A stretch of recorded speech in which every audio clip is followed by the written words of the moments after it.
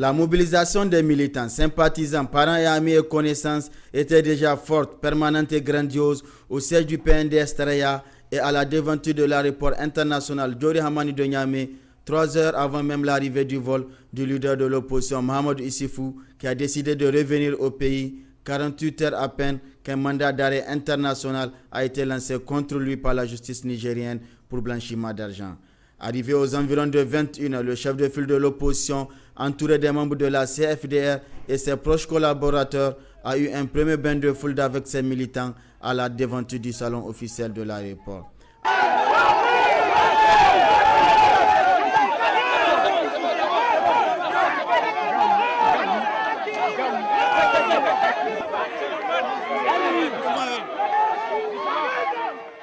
Après, ce fut un impressionnant et gigantesque cortège de motos et voitures sur plus de 10 km de long sur les 2 voies de l'aéroport qui a conduit Mahamadou Issoufou à son domicile.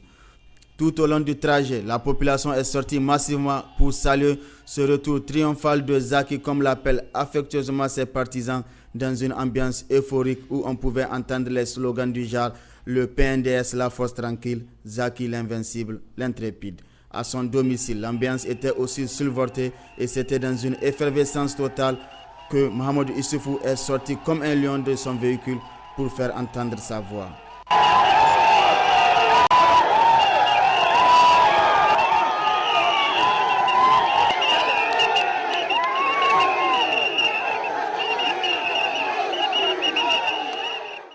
Dans un point de presse, Mahamadou Issoufou a expliqué les raisons de son retour à Niamey.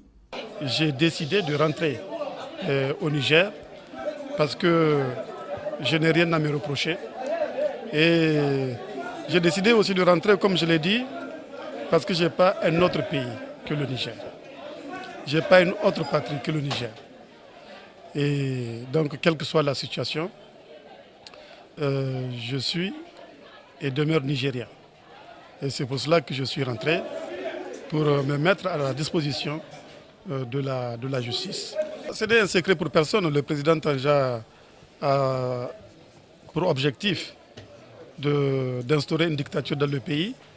Et pour que cela soit possible, il faut qu'il liquide la classe politique. Pour que cela soit possible, il faut qu'il liquide les partis politiques. Et il faut qu'il liquide surtout les principaux leaders des partis politiques.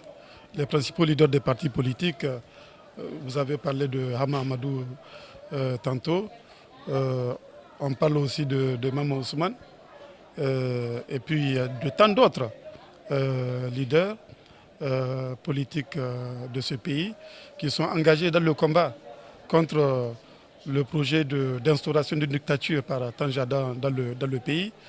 Et tous ces gens-là sont visés par la répression que Tanja a engagée depuis maintenant plusieurs mois.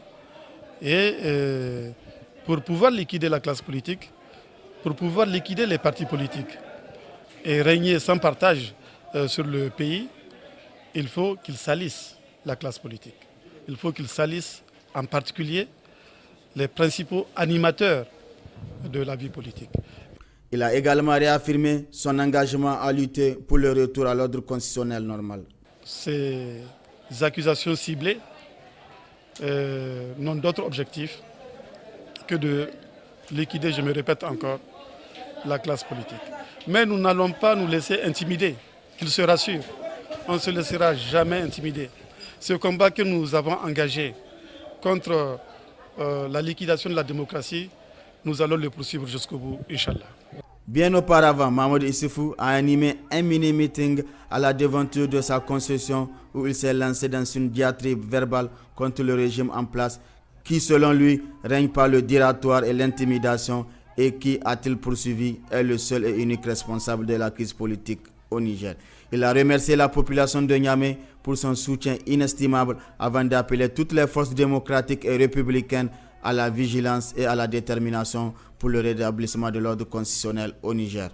Ce retour en grande pompe avec tambour et trompette du leader de l'opposition est une véritable démonstration de force et de popularité nationale jamais égalée pour une personnalité politique sur qui pèse un mandat d'arrêt international. Maintenant, tout le monde se demande si le gouvernement va-t-il franchir le Rubicon et mettre en exécution son mandat d'arrêt international au risque de torpiller les médiations internationales sous l'égide de la CEDEAO, comme disent les Anglais, wait and see.